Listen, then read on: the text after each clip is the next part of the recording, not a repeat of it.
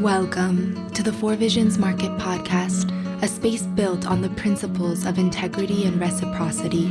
Together, we will engage in thought-provoking conversations about plant medicines, why these plants are coming out of the rainforests, jungles, and mountains after thousands of years, and what it means to be in right relationship with the ancestral wisdom cultures and guardians of these traditions. I'm your host, Mariah, founder and director of Four Visions Market. This podcast is the natural evolution in our commitment to providing you, our tribe, with incredible resources to support you on your healing journey through plant medicines. Welcome home. Welcome back, Four Visions Familia. Thank you for tuning in to another beautiful episode of the Four Visions podcast. Today, I am so thrilled to be joined by Frank Elaridi, the creator and host of the Quite Frankly podcast on YouTube, Spotify, and Apple, taking spirituality out of the realm of the esoteric and bringing it to everyday life. Listen to real and raw conversations with thought leaders, spiritual masters, and celebrities who share their stories and offer practical insights. Having covered everything from Syrian refugee camps to the Academy Awards, Frank is a 4-time Emmy-Award-Winning Journalist who became a highly sought-after celebrity healer with an emphasis on clearing trapped emotions and subconscious blocks that keep people stuck in old patterns and separate from the careers, relationship, and health they say they want. His YouTube channel is centered around wellness and spirituality. Viewers can learn about people who have activated their pineal gland or third eye and can still see even when completely blindfolded. Watch the real-life Thor taking a DNA test, follow along with some of Frank's own experiences with plant medicines like ayahuasca, learn about stem cell treatments, and go on adventures like the time he and his friends destroyed the things they were attached to. Frank is the co-author of the Modern Nirvana Oracle Deck, published by Chronicle Books, a sensory experience inspired by avant-garde 80s fashion. The Modern Nirvana Oracle Deck includes a guidebook and 50 beautiful illustrated cards. Each card provides an inspiring quote, ageless wisdom for our modern lives, breathwork and meditations, and a mantra designed to further activate the intentions within the cards. Thank you so much for being here, Frank. Welcome to the Four Visions podcast. Thank you, Mariah. I'm so sorry that my bio is so long.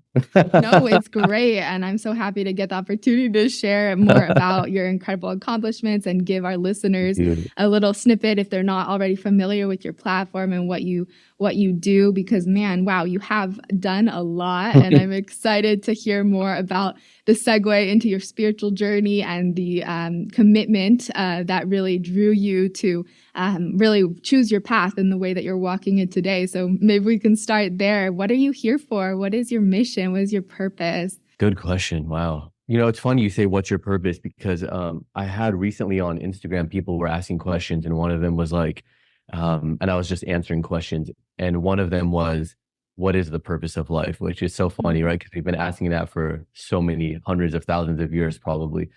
And I said, there is no purpose. Life is purposeless, and it's the mind that's trying to find a purpose constantly in everything. Even if if I'm on this podcast and I'm like, why am I on this podcast? What am I doing? And this, that. It's like the brain wants to figure everything out rather than just be here. And because of that, we're missing it. We're missing this extraordinary life of just like this. It just happened. There was a bang, right? Or in Hinduism, they say there was a roar. And that roar, just everything was created from that. There was vibration. All of a sudden we can see things, we can feel things. There's a play going on.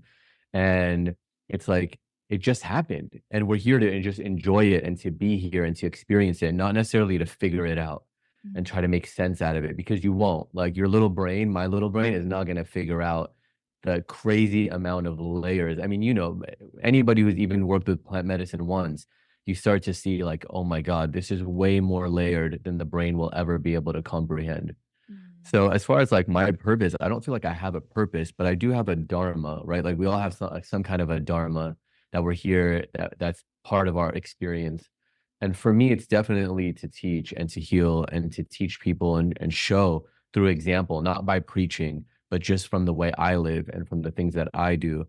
And that, like, when you wake up, you become that light bulb for other people. They just need to see someone else awake, and that's it. You know, there's nothing I need to do per se. I love that. It's really about this practice of embodiment and leading by example. And I think this is something that's so universal for anyone in their awakening process as we begin to heal ourselves and reclaim an authentic living and reconnect with nature and life in a deeper way.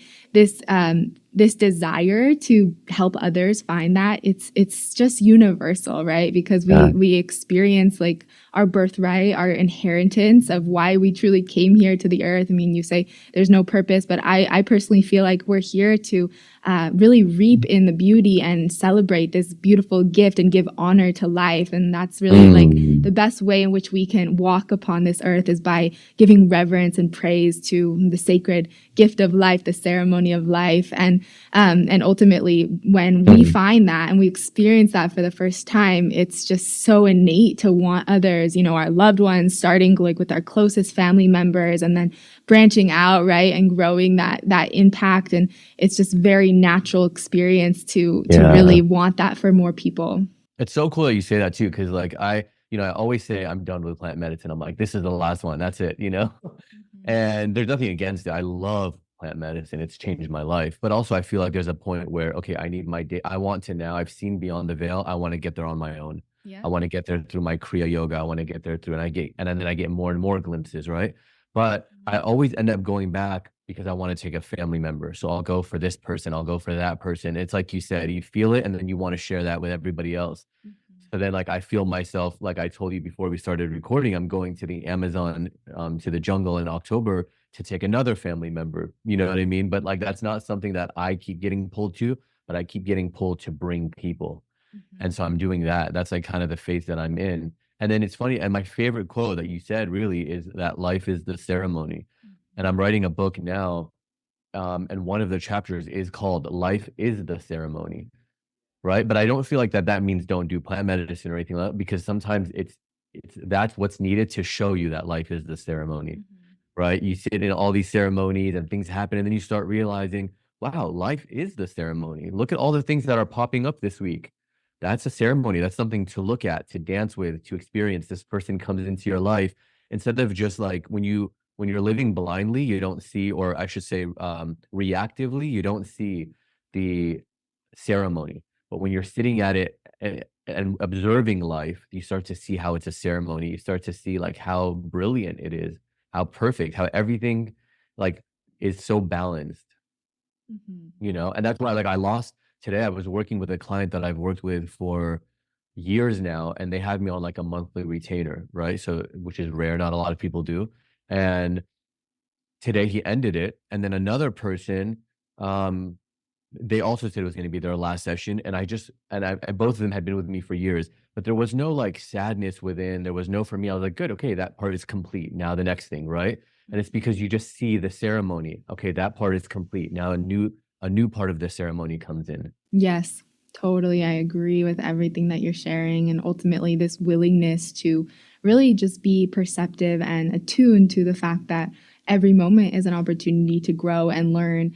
My teacher, Taito Juanito, speaks about how there are many different doorways to consciousness. There are many different doors and pathways that we can utilize to study the psyche, to study the spirit, and to bridge the three bodies, body, mind, spirit. And so ultimately, plant medicine is just one of those doors. And we talk a lot about that on the show because ultimately, we're a plant medicine company. This is a plant medicine podcast, but we feature so many different people from so many different backgrounds because once you start working with plant medicine, and it's not linear. So some people find plant medicine later on in their spiritual journey. But for those who find plant medicine as kind of that first wake-up call, the natural evolution is very much after this reconnection and this profound healing process is initiated to then go out and resource yourself and find the practices and the other lineages and tools that resonate with your being and what you're needing to be able to cultivate, nourish the spirit and deepen in the studies. Because what we experience in ceremony is really this opportunity to see what's possible in our Yeah. reality, right? And then we have to go back into our lives and work to match that vibration, work to match our day to day to that Yes. experience of profound connection that we have when we go to the medicines. And whether the medicine is like a one stop for someone along their journey, or it's something that we keep going back to. The plants offer, a way for us to remove the cobwebs from the eyes and really get in touch with that place where, for a lot of people, deeper disciplines such as meditation and other lineages that require a tremendous amount of work before profound breakthroughs really start to take place. Those can often be appealing to people after they've had this introduction, but can be hard to grapple with when first discovering and investigating this process of expansion of consciousness. I don't know if that is resonant for you, or if you've experienced For that for sure. you in your own experiences and studies. Totally, yes. And for me though, I will say plant medicine came in mm, more than a decade after my spiritual journey began. Mhm. And I mean, I feel really especially now, having seen so many of my past lives and through different modalities, I understand now that I came here already with like spirituality on the mind, nothing else. Mhm. And since I was a kid, I mean, my Yeah. dreams would come true. I would tell my mom, my teachers, they would always ask me, like, what did you dream about last night? They would always want to know, right? Um, However, yes, it showed a different level of beyond the veil that maybe I had forgotten.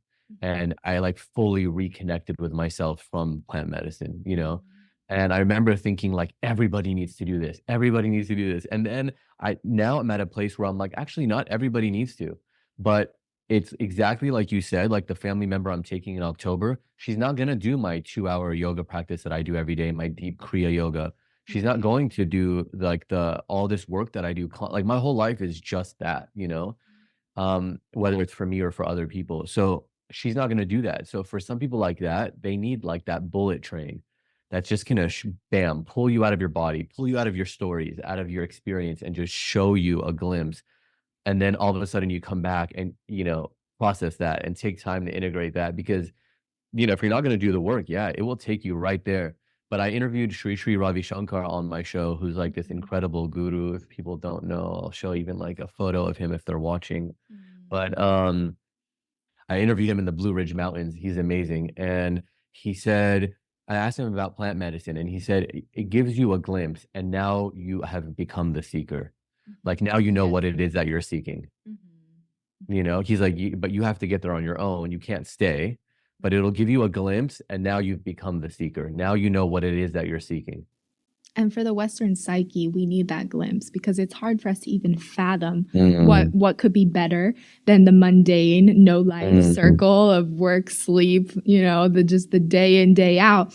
We're so conditioned. So that glimpse, it really is that light bulb moment. But Yeah. it's so beautifully said in that way, because ultimately this process it does require discipline. It does require consistency. And in order to sustain this connection, in order to really cultivate a spiritual path, it's not going to just be from ceremony to ceremony. And we see people who do that and just chasing after medicine or Yes. substances as, a crutch or an opportunity to excuse the fact that our lives are not reflecting that Yep. level of consciousness in the day to day.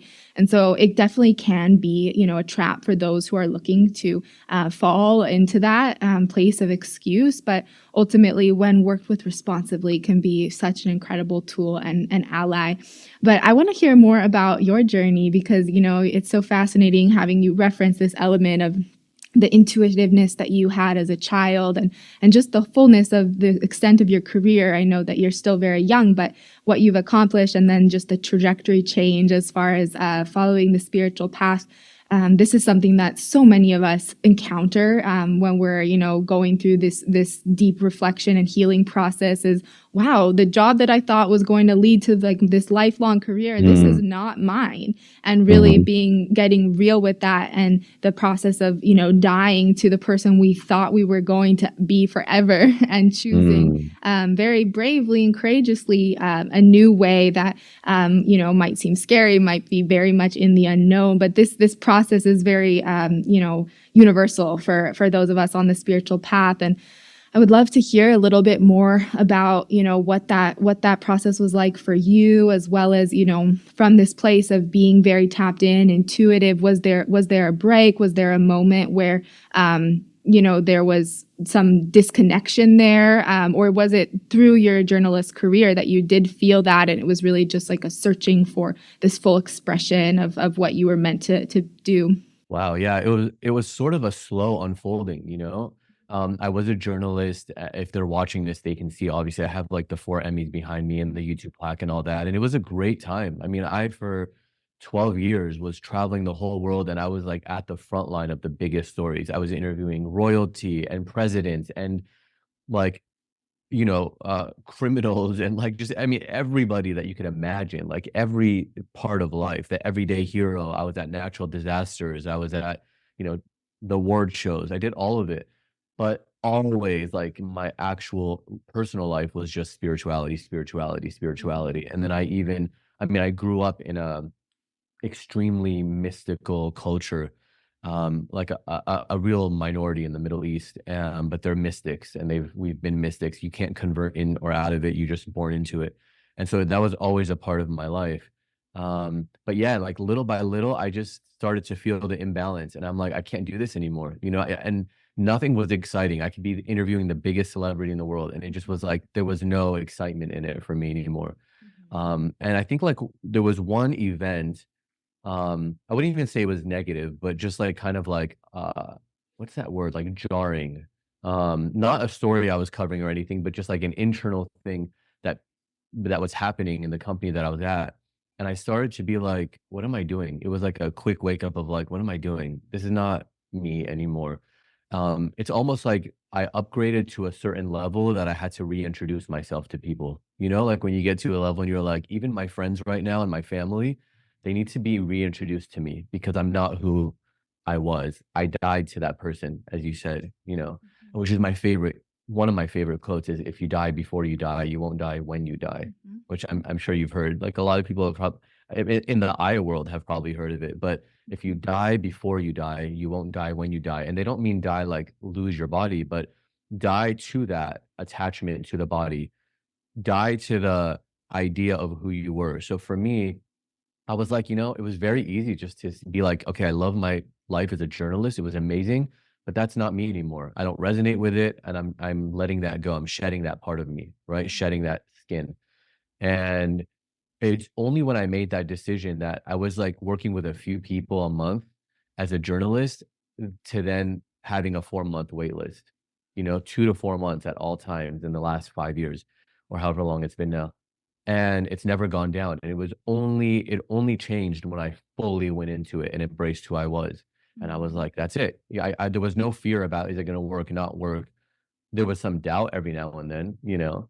but yeah, no fear, honestly. And for anybody watching who's thinking like that they want to do it, it doesn't have to look how I did it either. You can take a slow step out. You can like, okay, I'm going to balance both until Mhm. this one starts to feel a little more secure, or you can just cold turkey. Like there's so many ways to do it. Everybody's path is their path. Mhm. But I do recommend like everyone look at your Vedic astrology chart and see, and like specifically Vedic astrology, not Western, even though, nothing against Western, but the Vedic system is just really good with predictions. And anyone who's looked at my chart has told me, they're like, I use a different name when I book my sessions because I don't want them to look me up. Mhm. And so I use like my birth name, Firas, and then my last name, Elaridi.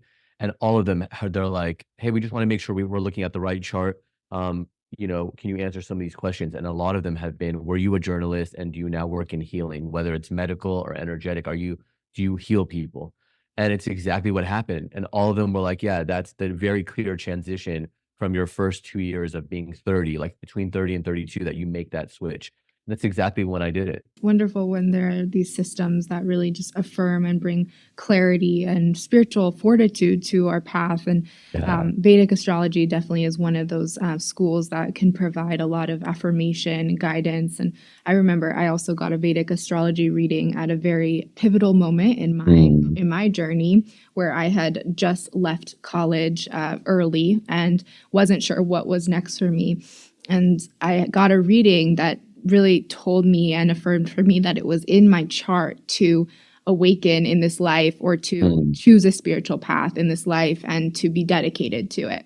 And I really have thought back on that so much over the last 15 years because it's really fueled me and inspired me in moments when I've wavered or been unsure of what's next. Is like, I'm doing what I'm here to do. It's in alignment with like the design of my soul. And it's very much like been a guiding element, motivating and encouraging me along the journey. So good. Yeah. And they can tell you like, okay, this cycle you were in is about this, but now you're entering this new cycle and it's 4 years long or whatever. For me, it was like 17, 18 years long. But I remember all of them said the same thing. They're like, God, I'm sorry. You really had a tough first 30 years. Like your life really begins at like 29, 30, 31. And it's so true because it was like even though I had success, everything was I would work like 10 times harder than everybody to get half the result. But it was like everything in life was like that. It was constant, like work and struggle and relationships not working, but work was working, but nothing of like your health, it was like constant. And then all of a sudden at 30, it was like everything just opened up and like life really began. It really speaks to just the divine perfection of each person's journey too, because your time as a journalist, you, I'm sure, learned so much about both the human psyche and the human experience and got so many just incredible teachings that are helping you as a healer now to really orient to the process of healing in that way, because we always call on our experiences. And so, for example, if someone comes to you and they have cancer and you've never experienced cancer, that sometimes can be hard as a healer to know how to work with them. But if we can reference another experience that we've had and pull the information from that experience, that I think really is one of the most important elements of being a healer, is learning how to connect and utilize and call upon our tools. And if we don't really give honor and acknowledgement to the experiences we do have and have had, then we're not able to resource ourselves as fully when working and supporting other people. Yeah, it's really interesting because I learned a lot, right? Like as being a journalist. That's why my podcast looks the way it looks. Like everything is so well produced and curated. But I really learned all that being a journalist. But I would say also what I gave was like, I feel like there was a lot of healing and transmissions happening. And I would even feel that then, where if I was working, like let's say I was covering a story and somebody just lost their home in a tornado or a hurricane. I mean, I'm interviewing them as they just found out. I'm like, I'm there with them. And off camera, we're hugging and they're crying in my arms. And there's like a total like wanting them to feel safe. And so I feel like there was a part of me that was sent to certain stories for a certain reason. And as an empathetic person, as just naturally an empath, and I would feel everything that everybody was feeling around me always. And so I knew how to console them because I'm like, God, I feel what you're feeling. It's really uncomfortable, And I wouldn't say that back then. I was like a lot more figuring out still what this was. I thought everybody just was that sensitive, and they're not. And I would also think that everybody hears double talk and they don't, where it's like if somebody says something to me, but I know what their intention is and what they actually mean, and I thought everybody did that. And it was probably only in the last year, I think, really honestly, that I realized that that's not a thing everyone does. So if somebody asks me something, but I know what they're really asking or what they're really saying, I hear the intention just as clearly as I hear what they said. So that happened. Energy too around the energy for sure, for sure. It's actually more important what's not being said and to really learn how to observe all the subtleties around how someone is sharing, and not so much the words that they're sharing, but their body and the energy and what they're holding. That those are really important elements to diagnosis. But it's also, very beautiful because you very much were showing up as a healer in some capacity in that role. And not only were you, experiencing that and really tapping into some of your innate gifts and characteristics and tendencies that were there, just needing to really be nurtured, but you were able to really serve as a journalist in that way. And, we're all healers, and that doesn't mean that we all need to show up as healers, but it means that we have access to the art of healing in whatever we do. And, my teacher always jokes like, your barber might be like the most innate healer, and Exactly. he might be able to do his art with such attunement to the presence and the beauty of his work. And it's really about learning how to become artists of our lives. And it's not necessarily that the healing path in its idea of what we think a healer is for everyone, but learning how to bring that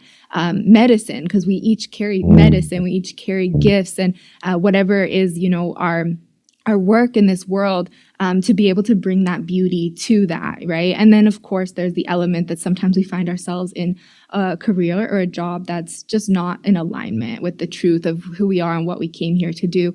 And this experience of not being fulfilled is also so important to really understand and experience and be able to know what that is, to be able to then not only step into something else, but to be able to help others through that, because this is one of the primary dysfunctions of the human experience at this time in our life is this, lack of fulfillment, this lack of connection, this lack of clarity towards what we're here to do and how we're operating in the world. And so I'm sure that your whole process with, your journalist career planted so many seeds for you as far as in the ways in which you now are helping people to recognize and observe, acknowledge their own disconnections and lack of fulfillment in their lives and move towards living a more authentic, fulfilled life. Oh, so well said. Yeah. And you know what? It also showed me and you just kind of reminded me of this, is that one, how disconnected everyone is, because I'd be on these big stories and people are really like, whether it was like, let's say a political campaign or something,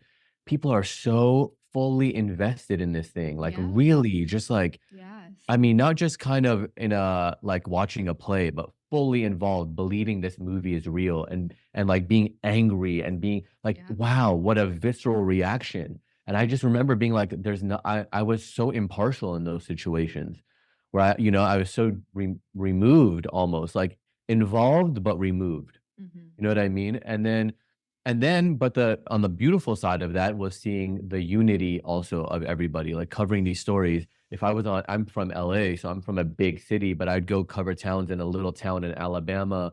Then I would go do a story in New York, and then I would be in Florida, and I'd realize, man, everybody is the same, like different culturally, even within the same country. But I would cover stories abroad too. But even within the country, so many different cultures, like Florida culture is different from Mississippi culture, is different from Texas and California and New York.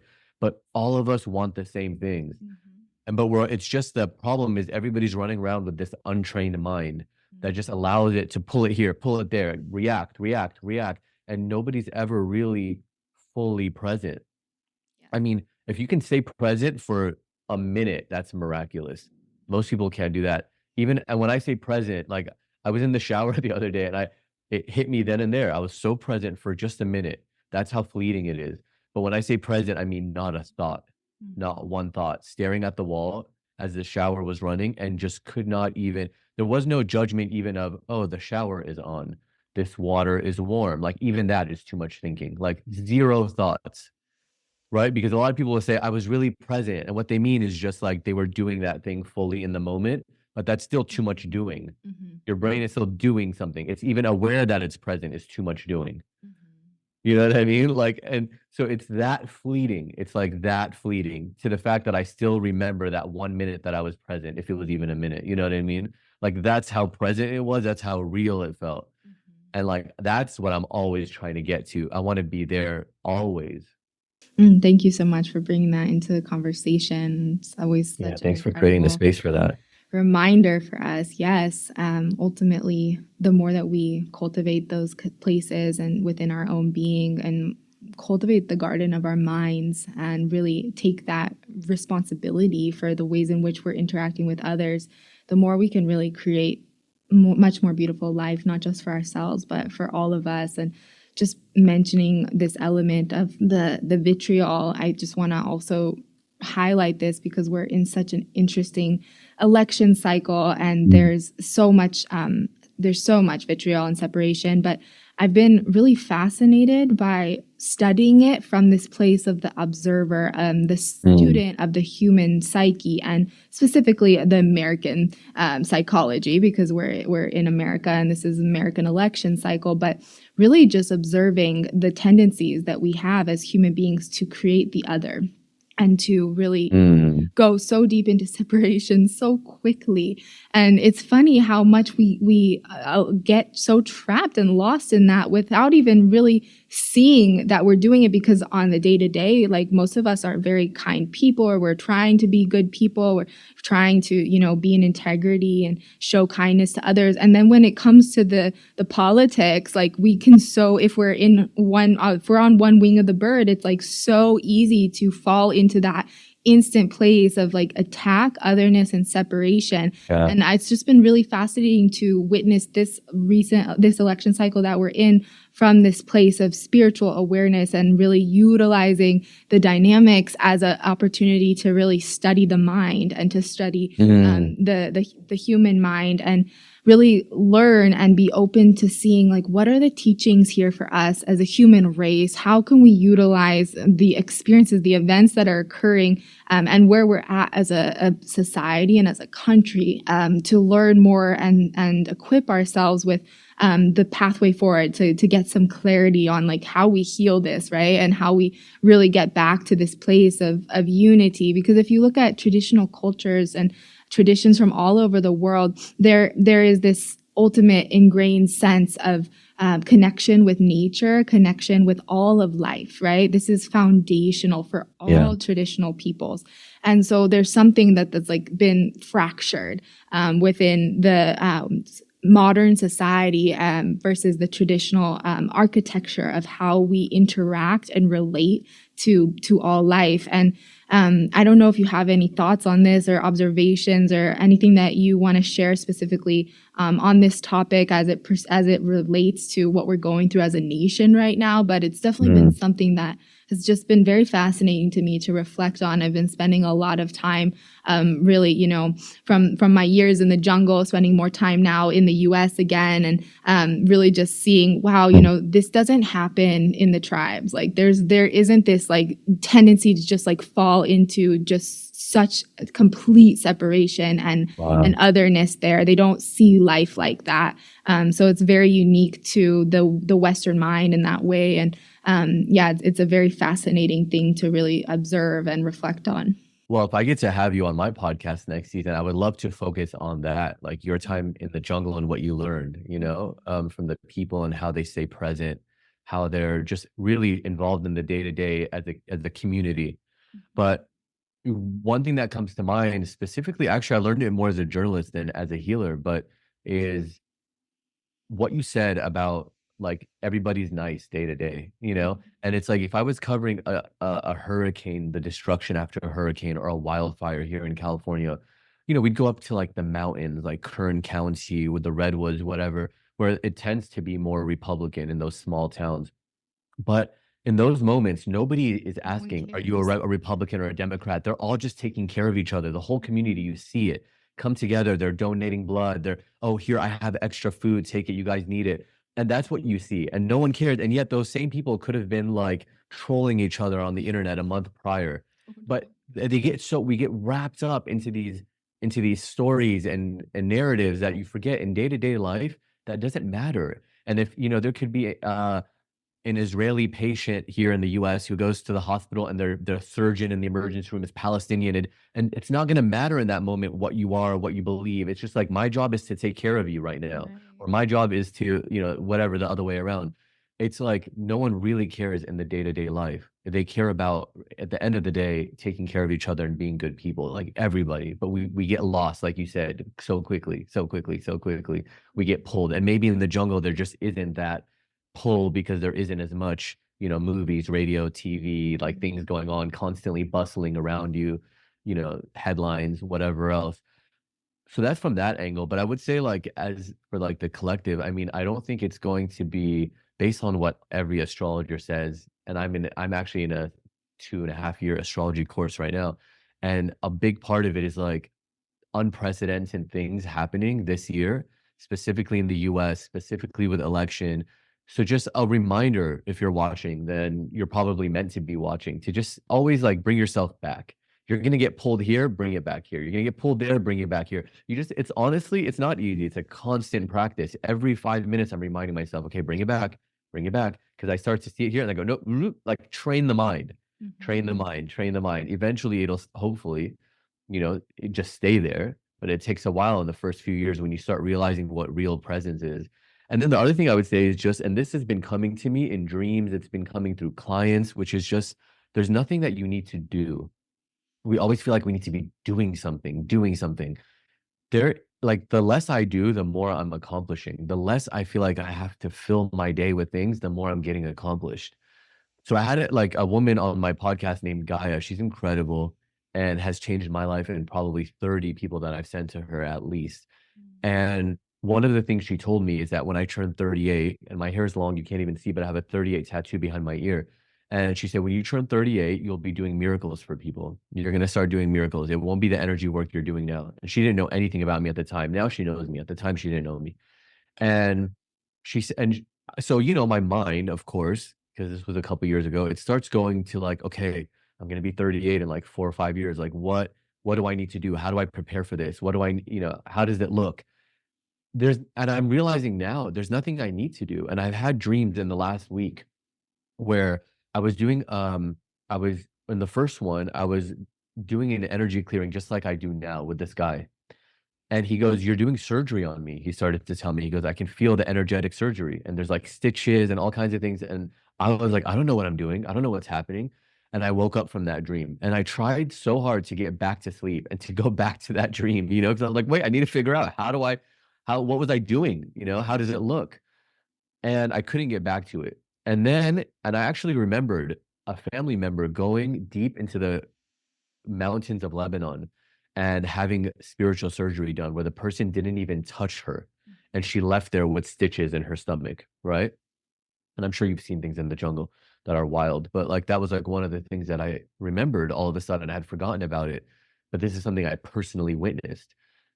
Then the next night, I have another dream. I'm at a gas station, and this woman is like, I don't know what to do. This dog showed up, and it's paralyzed, and it got hit by a car, and I don't know what to do. And I said, well, leave it. Stop touching it. And this is in a dream. Stop touching it because you can make things worse. So let's just let it rest. And from far, I started to do something, and I didn't even know what was happening. I just was doing it. The dog gets up, and it was paralyzed, gets up and walks toward me and lays down next to my feet. And then again, I wake up and I'm trying to get back to that dream because I'm like, wait, it's not done. I need to figure out how I did that. And what I realized, this all goes back to just me realizing there's nothing to do. You're just going to birth these miracles the way a mother births, where it's not of you. It's from the divine and you're the vessel for it. Right? I'm obviously not a woman. I'll never give birth. From what I imagine is that you're the vessel. You're the vessel for this divinity, for creation to come through into the world. And so that's what I want to birth the miracles, not necessarily figure out how to do it, what to do, who needs it, who deserves it, who doesn't deserve it. That's even more separation, right? You just be the thing, like, I'm ready, divine mother. When you want to do the miracle through me, I'm here. If I'm happy to be at a gas station and a dog needs it and no one's there to see it, great, even better, So that's like the big collective thing I think that's coming through for everyone, because I've been seeing it with all my clients this week of like, there's nothing you need to do. Even the client today that I told you about that was like, I think I'm good, I'm done, in my sessions and taking off the monthly retainer. He got to a point where he literally said in the email, he said, I feel like I've been doing so much and I need to just be. There's nothing else I want to do right now. I just want to be. I want to live life. I want to be around my family. I want to take a break from all the spiritual work. I just want to experience life. And I said, good, like that's the goal. That's what I want you to get to. Hey, Four Visions fam, taking a quick break from today's episode to share about a really special new Four Visions offering. For the last 6 months, we've been busy working intimately with our indigenous botanists in both Colombia and Brazil on the sourcing of a collection of rare Amazonian plants, roots, barks, flowers, and seeds. We just launched the Rainforest Herbal Apothecary. As we continue to deepen our mission of integrating ancient plant medicine into the modern world, we are humbled and grateful for the next evolution of our brand. offering deep bows of gratitude for the sacred earth medicines and the blessed opportunity to share the healing power of nature with people from all over the world. We want to thank our indigenous cultivators, botanists, healers, and our incredible Four Visions team for bringing this vision to life. And of course, you, our Four Visions community, for inspiring us to continue growing. Visit our website to check out the Rainforest Herbal Apothecary today, with over 25 new, ancient botanical remedies in their raw form. Our prayer is that these new offerings support you in deepening your relationship with sacred plant teachers by having access to their raw form. We are so looking forward to sharing more about each and every one of these incredible plant allies over the coming months and deepening our education initiatives for our community. But for now, go explore the new collection and let the plants speak to you. And now, back to today's show. Thank you so much for all of this. It's so beautiful and really relevant to everything that's going on for all of us at this time, and such a wonderful reminder to really just tap into this place of co-creation with life itself and stepping into the dance of the life, and savoring each moment and really learning to get into this place of not doing so much and really being in that place of co-creation. If I could just interrupt, sorry, like Hape, which you know about from Four Visions, is one of the best ways to get you there. Like immediately, I'll give it to people for the first time. I'm like, I love Hape, and people always know when they want to invite me, they're like, there'll be Hape, because I personally, like, I try as much as I can not to buy it, because I do it. If it's there, I'm gonna do it all day, right? So like, to take those forced breaks, I'll go like months without buying it. But like, I actually went to a friend's house recently in Santa Barbara, and she pulled out her Hape bag, and it was all Four Visions. She had a few other brands too, but it was like a majority. It was like 20 of them. I mean, she had like everything. It was crazy. I've never seen that many, but it gets you so grounded and so focused. And so sometimes if I have like 4 clients in one day, before each one, I'll just do it really fast just to like recalibrate, get back to center before the next one. Those ways to really reconnect and center ourselves. And so many of our botanicals that we're sourcing and sharing are different, work in different ways. And the hape, or the tobacco, in that way, these properties are so beneficial for tapping in and that recalibration that you're speaking to. It's really wonderful to really have a tool to be able to reconnect with and recenter, because then our connection and our vigilance for whatever we're needing to do or bring forth is really just even that much more fortified. And we can also do that as your relationship with the hape deepens. We can also do it energetically too, by invoking the spirit of the hape. And when you start to take the breaks from the hape, you can also look at it as a diet from the hape, where you're taking these breaks to actually deepen your relationship with the spirit of the plant.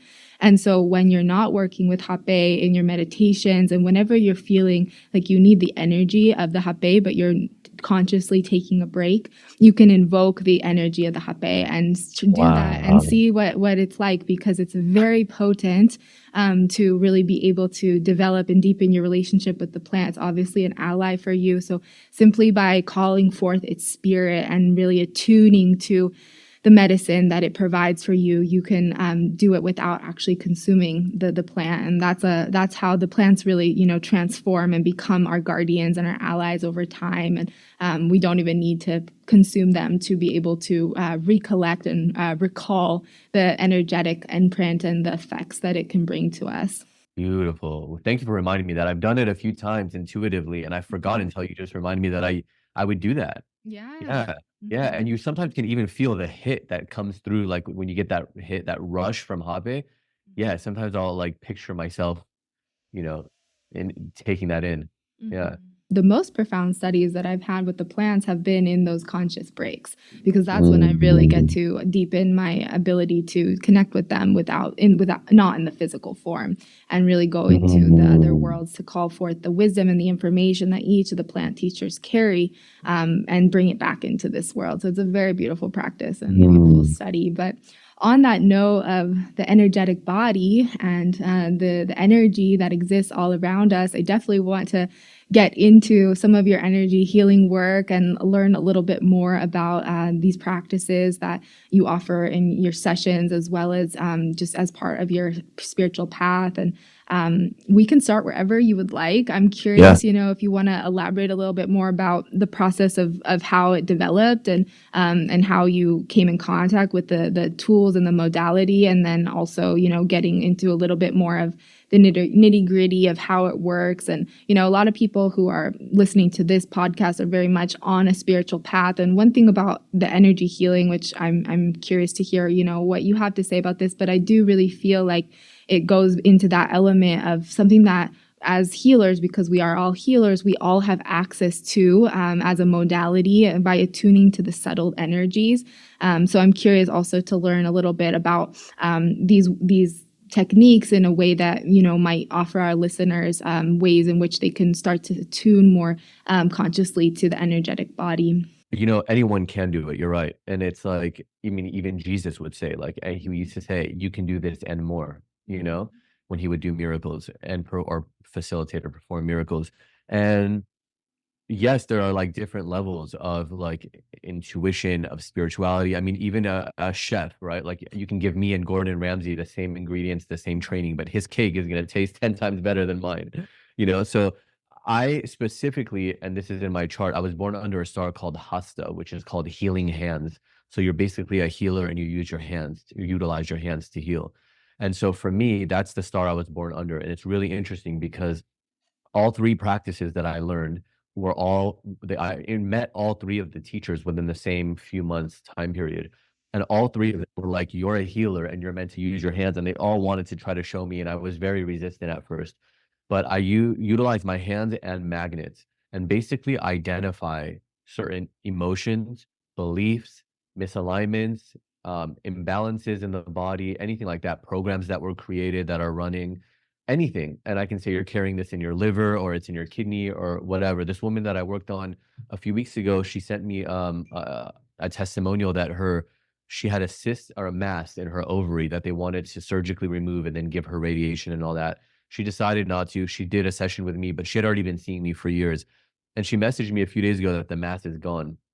And I asked her, I was like, did you do anything else? And she said, literally nothing. So it can be a physical thing or it can be an emotional thing of, like you mentioned earlier, somebody not feeling fulfilled or feeling stuck. We can work on anything, but basically we'll identify what's going on, when it started, and then we'll utilize magnets and our own intention to clear those blocks.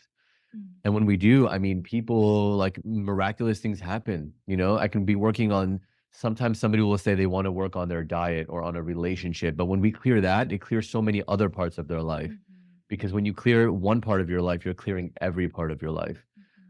So basically I'll just identify, anyone would come to me like you would come to me and with a certain thing that you want to work on or a certain part of life that you feel blocked. And I'll literally just start listing things out. And I utilize my own intuition, muscle testing. There's this really cool technique that Dr. Bradley Nelson taught or teaches that I learned. This curandera in Mexico, she places magnets all over your body, and she did, like, wherever there's a misalignment or a block or energy that needs to be moved, just like acupuncture points, but she puts the magnets there. So if I'm working with somebody in person, I'll do that as well. So there's all kinds of different ways to do it, but all of it goes down to muscle testing, intuition, magnets, intention, and just so much moves in one session. Yeah, it's really incredible. I know you just took a bite of something, which, by the way, I always forget what that's called, and I've never tried it, but I see it in ceremony all the time. Yeah, this is the sacred mambecito and ambil. So it's actually two medicines, and they are a combination. The ambil is a tobacco paste, and then the mambe, which is the green powder, is the coca leaf, and the guarumo, which is a very tall tree that grows in the Amazon, is very it's used for its rejuvenative and revitalizing properties. Together, when they are taken together, it's the representation of the divine masculine and the feminine. They bring union and they cultivate the sweet word. And so they bring sweetness into the heart, they open the heart, and they're traditionally utilized in the communities to for dialogue, for community tribal talks and discussion. They utilize it to bring more harmony or to discuss which actions to take within the community. So it's a very beautiful medicine, and I like to work with it when I am in these conversations to really invoke the medicine of the sweet word and to really invoke that essence of integrity and authenticity within these conversations. So my listeners are very familiar. They see me with the mambe a lot, but for those who aren't, it can be there. If anyone is looking and watching for the first time, they might be curious. So I'm happy you asked because it's always. Do you sell it? Is it on the website? Like, does Four Visions sell it as well? We sell the umbil, which, if you have a relationship with the tobacco, you might be interested in experiencing the umbil paste. Definitely when you're in Colombia, Costa Rica, we'd be happy to share it with you. And it's fully legal there, so it's easy to be able to share. And it's very beautiful, often taken before ceremony, in the morning of ceremony. When we do the talks and the charlas, it's that pivotal medicine for any time we're sharing the word and really wanting to bring forth the energy from the celestial kingdom and deliver the word in that way of clarity and connection. But anyway. Interesting. I shot a solo cast the other day, right here. And I drank Blue Lotus tea right before, because same thing. I kind of wanted to get into where I'm in this world, but dancing kind of between the veil, Yeah, it's really beautiful. It's really beautiful when the medicines and the plants are present, especially in these types of conversations where we're really invoking and calling forth the other dimensions and the other worlds to be able to deliver these messages and these themes. So I was going to ask you, so when you see, what's the process like of identifying where in the body it is present? And do you see a vision? Are you closing your eyes? What is that like? I do close my eyes, but I don't see a vision. I hear a lot. So I usually know where I'm going before I go there. It's like, it's not even hearing a voice. It's just a download. It's like an immediate knowing of like, oh, this person, sometimes as soon as we get on the call, even when they're explaining to me what they want to work on, I immediately in my head, I'm like, oh, their spirit is disconnected from their body. So we're going to have to put the spirit back in the body. But in order to identify that, I'll need to look at all the underlying reasons of why it was disconnected in the first place. So I'll say, oh, it's usually shock. So I'll say you experienced some kind of shock at age 38 or something. And they'll be like, oh yeah, that was the year of the car accident or this thing or that thing, And so it literally will dislodge the spirit from the body. And then that creates a communication barrier between body and spirit. So that's an important thing, which the medicine I'm sure does that too, right? It reconnects you. Yeah. So there's that reconnection going on. But I usually get that download, and I'm maybe too stuck in a technique. This is the part that I learned from Dr. Bradley Nelson. He was a chiropractor, and a lot of chiropractors utilize muscle testing, and so he would do that to figure out things. So what I do is once I get the download, I muscle test, and I'll say, is this in the liver? Is it in the kidney? Oh, it's in the brain. Okay, is it in the cranial nerves? Is it in the? And I start asking, and then when I get a strong yes through muscle testing, which if people don't know, it's like there's different ways to muscle test. Some people, they stand up and they kind of sway. That would be too slow for me in the session. I pull on my fingers, and if it's strong, this is a yes. Am I talking to Mariah? Am I talking to Janet Jackson? Like, it goes weak, So it goes weak right away. I can't even hold it. But also trusting yourself. Like, I trust my intuition so strongly that I know immediately if it's me or if it's it.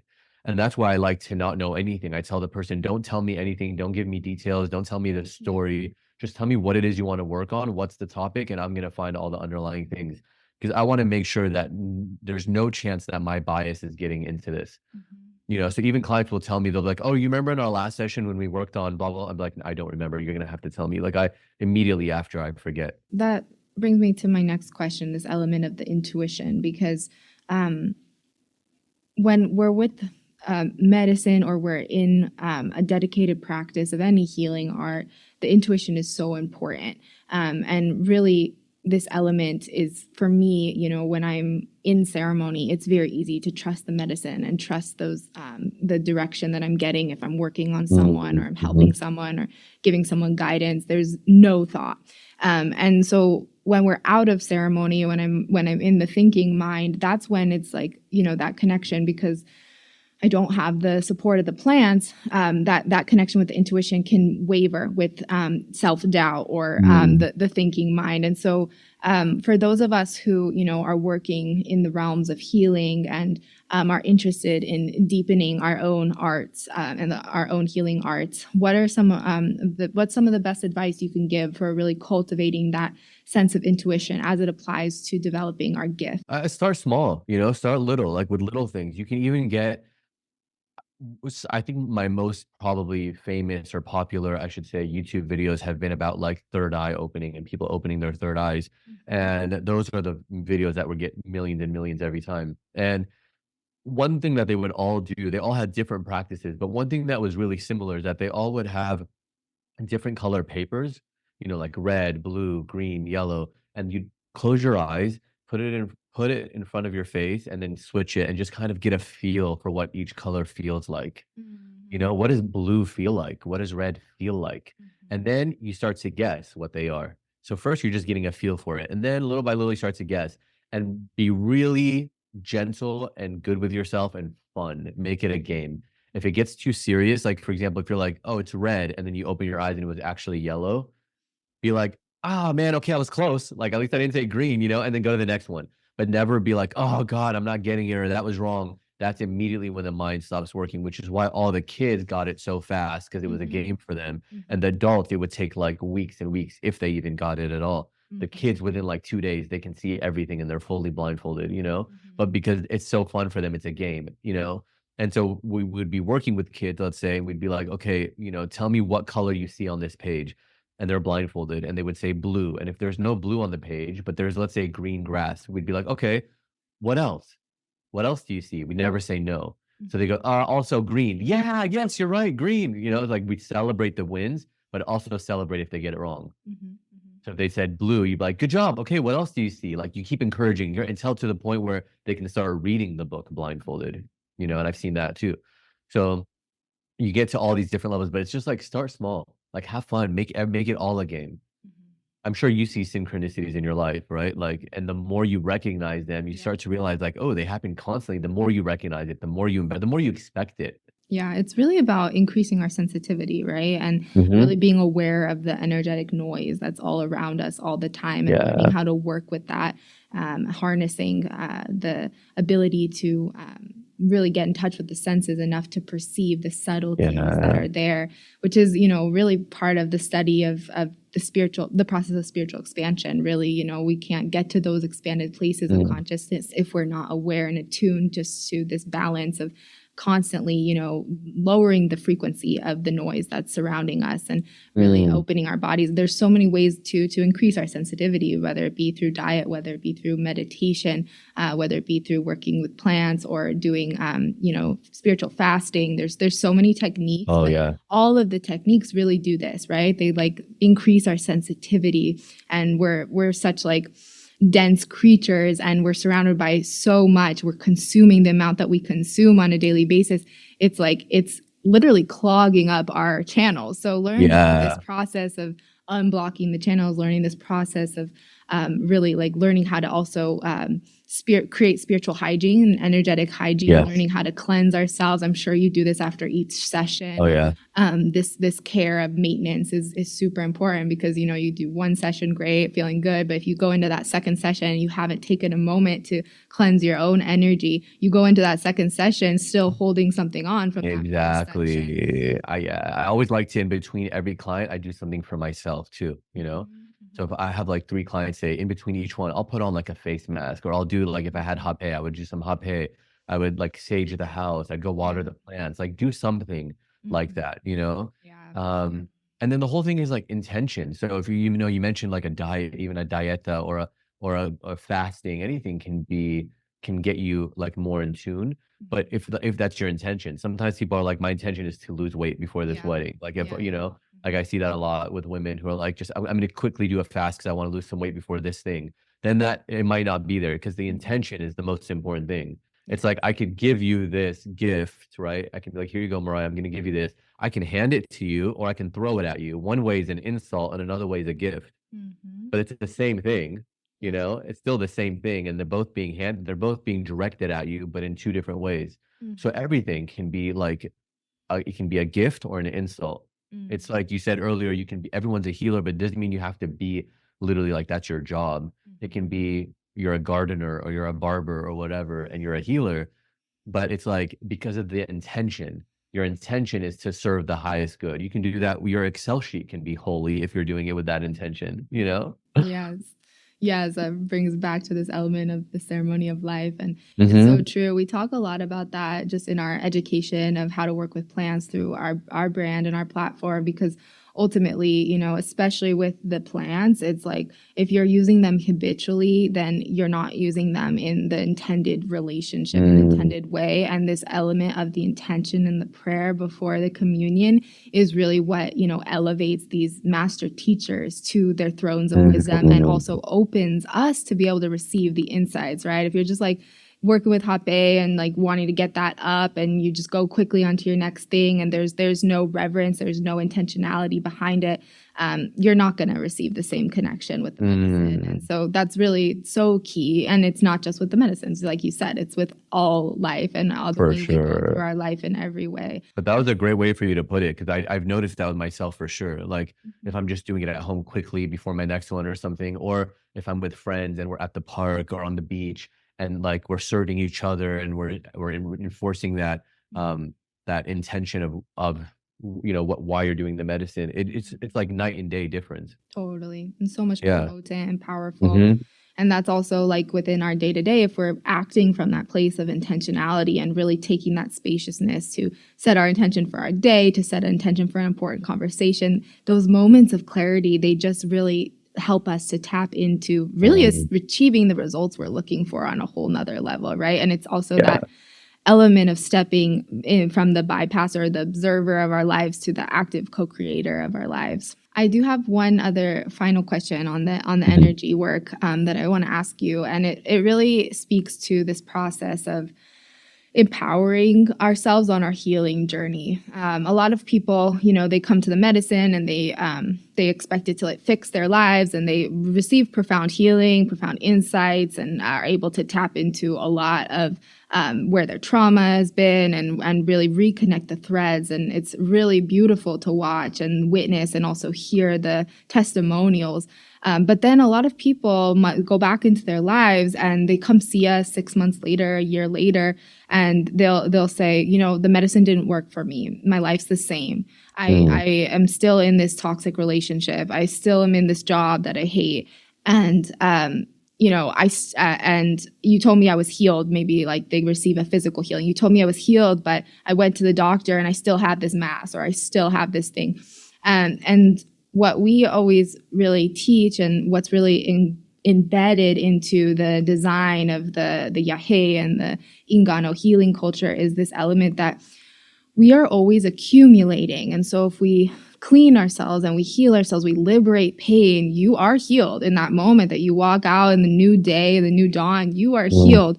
But if you go back into your life and you continue to make the same choices, those choices will continue to accumulate and bring back the sickness. And I'm curious for your work with the energetic healings and the ways in which people are receiving, profound liberation in their works, how you really counsel people as far as the care afterwards. Because you mentioned earlier, with someone, you asked them if they had done anything else. They said they hadn't. And I'm curious, like, as far as the maintenance work and really, in the support and encouragement of people really just reclaiming their authority in their healing process, right? It's like, it's beautiful to have this experience, but then do you see people, utilizing their work with you as kind of like a crutch, or like as a maintenance organism? Or how do you really encourage and support people in ensuring that accumulation doesn't continue or return? Yeah, I've seen this like with I've had the whole wide range of clients. So there's people who come to me every single month. They just want it. They might be like really powerful CEOs and they're like, "Well, I just want this on a monthly retainer and I'm going to constantly keep myself clear as I accumulate more things," right? And they usually probably don't have a practice, or if they do, they just want extra support. But then I also have people who have seen me once and then I'll never see them again. They'll book with me a few years later and they're like, "Oh yeah, that thing you helped me with totally went away." And like it's totally, and they just never happen to follow up or let me know. And then other times, yeah, I've had people say like, hey, I'm still dealing with the same thing. And then they'll come in and they'll want more sessions. But I will say sometimes it's one and done. Sometimes, like I had one client who she wanted to work on her eyes. She had really bad sensitivity and eye pressure. It was at 25. After 3 sessions, it went down to 15 or 13, and then eventually balanced at 15. But my point to that is, on 20 years of eye drops, it had never gotten down to 15 ever. Mm-hmm. But it took 3 sessions before we could even start working on it. There was so much that needed to be cleared first around relationships, childhood relationships, a former engagement, like all of these things that I needed to clear before we could even get to her eyes. Because the subconscious was like, no. So like this person that you're talking about, for example, that might have had a physical issue and it didn't deal with it. Maybe it's like first we needed to clear all this stuff and just get you to be like a stable, normal human being. And then the medicine can go in and do the more intricate things, you know? But also like the integration is so important with anything. And I always tell people when they say like, how can I maintain this feeling, this or whatever changes you did? First of all, whatever I cleared will never come back. You can if I cleared hatred and defensiveness and whatever, that's gone. But you can always accumulate more of it. Like you can get angry again, you can get defensive again and hold on to that again, or create new beliefs and new programs, right? But I always tell people like, you're not going to want to hear this, but daily Kriya yoga, and it takes an hour a day at least. And, you know, eating a vegetarian diet as much as you can, or this and that. Like the things I suggest are not things people really want to do. And so they do end up a lot of times coming back, you know, and that's fine too. Not everybody's on that path, but I mean, if you really want to create like a shield around yourself, it's like the day to day work. There's not one day that I'm not doing something toward this path every single day, multiple things, but at least one thing. You know, so like the meditation, the yoga, that's for me daily, but I also eat an insanely clean diet. I mean, like my whole life is just it's just that. It's just a ceremony. I treat it like one, you know? So I mean, not everyone's gonna do that, but if you could at least do gratitude journal, meditation, things like that, yeah, that's like the most important thing. It's integration. But also, what I was hearing from you, I forgot about this because I haven't been in ceremony for a couple of years, but they always say like ayahuasca, for example, doesn't give you what you want, it gives you what you need. So you might be going in there thinking like, I'm going to leave here with the superpower, or I'm going to leave here with this one illness gone, or this relationship done. That's not like maybe not what you needed. Maybe you needed to work on your childhood trauma and your whatever else so that you could have more clarity to make that decision now. Like there's still stop giving your power away to the medicine or to mind clearings. They will do miraculous things for sure. But also self-effort is an important thing. So like now that you have the medicine in you, what are you going to do with that? Now that I have cleared from you your no will to forgive others or whatever else, like now that I've cleared that for you, what are you going to do with that? Yeah. How are you going to bring that into your life and integrate it into your life? And I would never ever tell anybody that because I think you said something like they'll say, hey, you said I was healed. I never tell anybody they're healed. I love when I get those testimonials and they say, oh my God, I had this thing and now I don't. That's great. But I'll never, ever tell anybody you need this many sessions. Like I always say, do as many as you want. I'm here whenever you want to book, you can book. I'm not going to tell you to come back to me or not come back to me. I'm not going to say that you were healed or not healed. Like we just work on clearing. What happens in your life happens in your life, you know? Yeah. No. Yeah. Like someone today messaged me and was like, hey, I have so much clarity. Is this normal? That's her exact words. She was like, is it normal that I have so much clarity about a decision I was struggling with for a year? And I said, yeah, whatever happens is normal. Like if I moved some kind of blocks from you, however that shows up in your life is how it shows up. For you, me moving these blocks gave you clarity over this decision. And that's great, you know? There is no normal or not normal. Like the medicine did what it was supposed to do. Beautifully said. And it really speaks just to the universality of the need for integration of all spiritual processes and expansion experiences. Because, you know, we talk a lot about plant medicine and integration, but the more that I really get to connect with people from other modalities and other traditions, the more I'm really just seeing this really universal need and, you know, foundational element of really bringing the what we receive into the physical plane and grounding it in and really cultivating that relationship over the weeks and the months that follow. And really to be able to hold ourselves in a container is so important, especially if we're going to go seek someone's support, whether it be a healer or a medicine doctor, traditional or other, to really recognize, okay, I'm embarking on a healing journey. I'm seeking to receive some liberation of my pain, my suffering. I want to find some resolution. And there may be that given to you in that experience, but then you have to go home and cultivate it, right? Water the seeds of the garden. And that can look like so many things to so many people, as you mentioned. And ultimately, it's just this element of willingness and dedication, openness. If we don't want that, we don't want that. We can, continue on our path and kind of like keep ourselves half asleep. But generally speaking, those who are looking for these tools are really wanting to experience long-term wellness and healing from whatever they're suffering from. And that's something that also really is so beautiful about just the human spirit, is this desire for betterment and this desire to, look for something better. And especially in this generation, and what we're seeing in today is like, we're getting this opportunity that our grandparents and our great-grandparents, like, it wasn't even on their radar to value this concept of well-being, of happiness, right? They were so focused on survival and what it means to survive. Everything from who you marry to the job that you look for was really,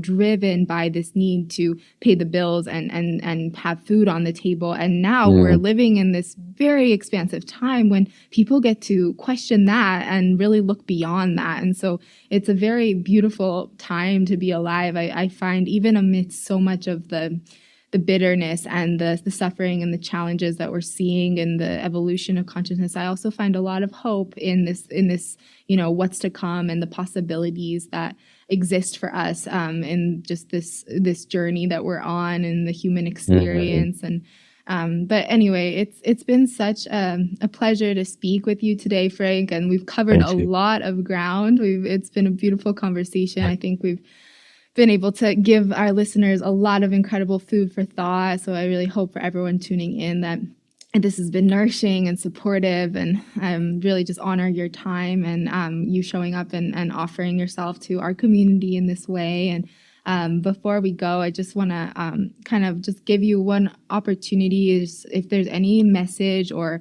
final words that you have to share with our listeners. It could be, deeper into the collective messages that you were talking about and went into a little bit in the middle of the conversation. But yeah, anything that you think we need to hear today in this moment in our time together. Thank you for asking. Yeah, and thanks for creating this space too. I would say impartiality. Work on impartiality.